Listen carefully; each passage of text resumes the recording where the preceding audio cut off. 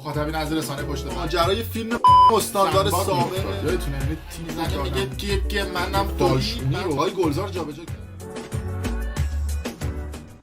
درود به مخاطبین عزیز، بنده امین فردی به همراه تیمم بار دیگه با یک برنامه پشت پرده دیگه با شما هستیم. امیدوارم که هر کجا این کره خاکی که هستید و صدا و تصویر من رو میبینید و میشنوید حال دلتون خوب باشه. خبری عجیب دقایقی پیش به دست ما رسید، اونم این خبر بود که همسر و فرزند علی دایی که در حال سفر به دبی بودن توی آسمون به خلبان هواپیما دستور میدن که هواپیما باید فرود اضطراری بکنه و بعد از اینکه هواپیما توی کیش فرود میکنه همسر و فرزند علی دایی رو از هواپیما پیاده میکنن و به هواپیما مسافرین میگن که باید ادامه سفر رو برید. که به نظر من این حرکت در بین تروریستا و کسایی که دارن کارهای عجیب و غریب میکنن قفله، هنوز قفلش باز نشده و میبینیم که در جمهوری اسلامی و توی اون حکومت حتی از خانواده افراد هم میترسن و این حرکتشون باعث شد که علی دایی هم بسیار خشمگین و ناراحت بشه و خودش آمد یه توضیح داد، گفتش که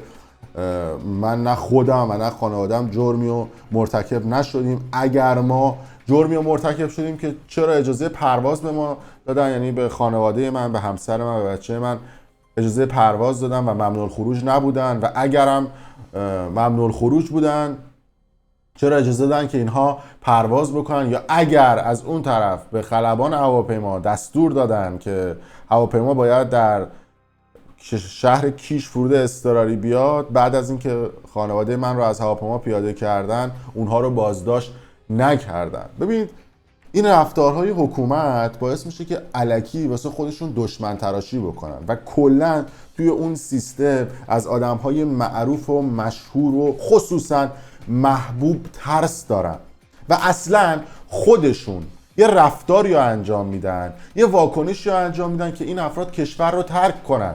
یعنی اونقدر به امثال علی دایی فشار میارن، به خانوادهش فشار میارن، بعضا تهدیدشون میکنن، تهدید به زندانی شدن، کشته شدن و چیزهای مختلف. به علی کریمی و خانوادهش فشار میارن چون اینها هم معروفیت رو از طریق فوتبال به دست آوردن و از اون طرف به خاطر حمایت هایی که میان از مردم میکنن و میان پشت مردم و توی اعتراضات پشت مردم هستن محبوبیت رو هم به دست میارن. پس عملا افرادی که معروف باشن و محبوب باشن مثل علی دایی، مثل علی کریمی، مثل عادل فردوسی پور انقدر بهشون فشار میارن که کشور رو ترک بکنن. بعد از اینکه کشور رو ترک کردن اولی کاری که میکنن میگن که اینا آدمای وطن فروشی هستن، یعنی فوراً انگ وطن فروش رو به این افراد میزنن. یعنی سناریوشون اینجوریه که معروف و مشهورا و محبوبا رو بهشون فشار بیارن یا از کشور خارج بشن، برن از کشور، زندگیشون رو بفروشن و هیچ جایگاهی رو تو کشور نداشته باشن و بعد از اون هم به اون افراد سایبری و حکومتی و وابسته و دلبسته بهشون و تو صدا و سیما و نمیدونم به رسانه‌های زیرخواب خودشون میگن حالا فشار بیارید و این افراد رو تحت فشار رسانه‌ای قرار بدید. البته الان مردم دیگه آگاه شدن، دستشون باز شده که اینا چه کثافتکاریایی دارن میکنن و چه دروغ‌هایی رو دارن به خورد مردم میدن و از اون طرف میگن که اینها مزدورن، اینا پول گرفتن از کشورهای خارجی، اینا اقامت گرفتن، اینا ویزا گرفتن، اینا وطنشون رو فروختن. نمیگن ما کثافتکاری کردیم و یه کاری کردیم که اینا از کشور خارج بشن. نمیگن که ما اینجوری خانواده‌اشون رو تحت فشار قرار دادیم، طرف می‌خواسته پرواز بکنه تو هواپیما نگرش داشتیم. میگن که آره اینا وطن فروش کردن. ببخشید من سرما هم خوردم دیگه، انقدر عصبی میشم و این گلوم شروع میکنه به خاریدن و نمیدونم اصلا باید چه واکنشی رو نسبت به این افراد نشون بدیم. کلا بحث از دستم خارج شد.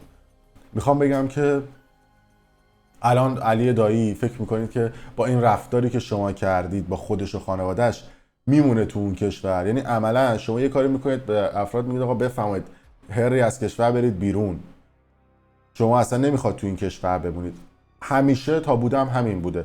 نخبه ها، افرادی که تاثیرگذارن، افرادی که میتونن تو اون کشور مهره ها و اهرم هایی باشن برای اینکه بتونن یک انقلابی انجام بدن، یک جهشی انجام بدن، مردم رو آگاه بکنن و بشن حتی تریبون مردم ایران داخل خود ایران فراریشون میدن. بعدش هم میان جلوی دوربین یه جستی میگن که بله اون طرف اگر میتونست توی ایران بود این حرفا رو میزد. چرا نمون توی ایران، رفته خارج از ایران و این رو به حال روی مردم و روی افکار یه عده از مردم هم تاثیر میذاره.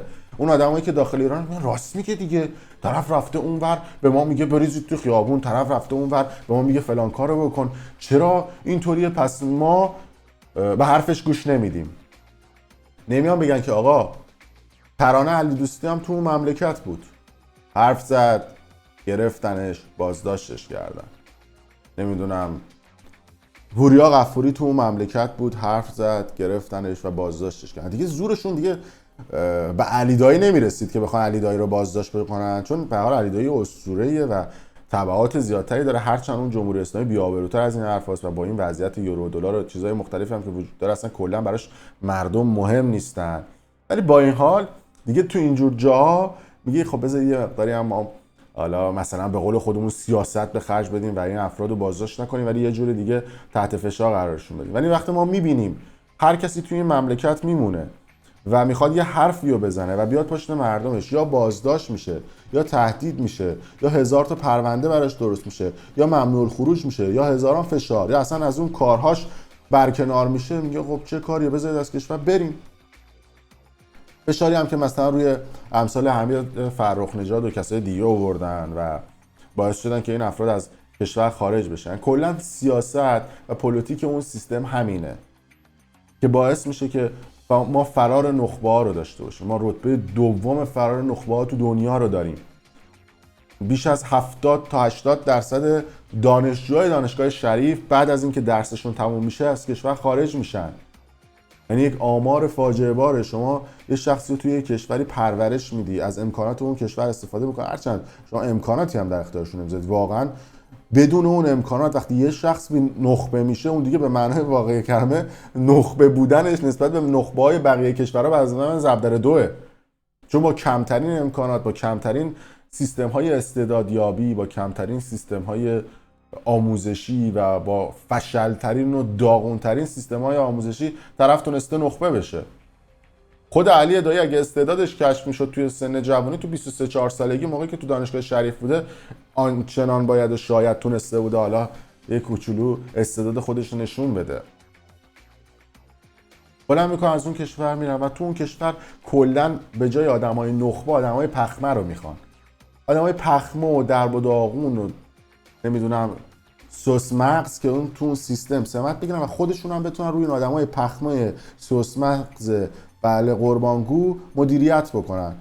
اونا رو هم میندازن تو سیستم‌های مدیریتی پایین دست و خودشون اون بالا مالا تا جایی که بتونن دزدی میکنن، چپاول میکنن و حق مردم رو میخورن. نتیجهش هم میشه مملکتی که الان وضعیت قیمت یورو و دلارش به اینجا رسیده و بالاتر هم میره. شما شک نکنید که قیمت دلار سیل 50,000 تومان رو هم میزنه و بالاتر از این حرفا هم میره. شما حساب بکنید در دولت روحانی دلار از 3,000 تومان رسید به 30,000 تومان. چند برابر شد؟ فکر کنم 7-8 برابر 7-8 برابر شد دیگه، تقریبا 10 برابر شد بهتره بگیم. پس دولت رئیسی هم جا داره دیگه، 30,000 تومان گرفته دلار رو 10 برابر 300,000 تومان، یعنی دولت رئیسی اینو 300,000 تومان تحویل میده. یعنی مطمئن باشید که دوره ریاست جمهوریش تموم بشه اینو 300,000 تومان تحویل میده، به خاطر اینکه اینا آخوندن. آخوند تو حوزه که درس اقتصاد نمیخونه، آخوند تو حوزه درس نمیدونم بازارهای اقتصادی و بازارهای صادراتی و وارداتی رو نمیخونه، راجع به احکام فقه و فلسفه و قرآن و امام و انقلاب اسلام میخونه. برای همینه که رو بحث اقتصاد که میشه این آخوندها میزان توش. مشاورام که حرفشون رو گوش نمیدن، با استخاره و نمیدونم دعا کنیم و با عنایت به خداوند متعال و با عنایت به حضرت قائم و چیزهای مختلف دارن سیستم مملکت رو مدیریت میکنن، دایورت میکنن رو اونا، میگن انشالله امام و انقلاب اسلام کمکمون میکنه وضعیت مملکت بهتر از اینا بشه. نخبه و افراد معروف و محبوب هم حرف زدن، یه 4 تا پرونده براشون درست میکنن از کشور فرار کنن برن که ما بتونیم راحت‌تر به چپاول و دزدی و کثافتکاریامون برسیم. این شده سیستم مملکت داری توی کشور. در صورت مرسی که تا این لحظه با ما بودید. ببخشید منم صدام یکم گرفته، سرفه هم زدم و اینا. اگر دوست داشتید کانال یوتیوب برنامه پشت پرده رو سابسکرایب کنید، ویدیو رو لایک کنید و برای دوستان خودتون به اشتراک بذارید. ممنون از شما.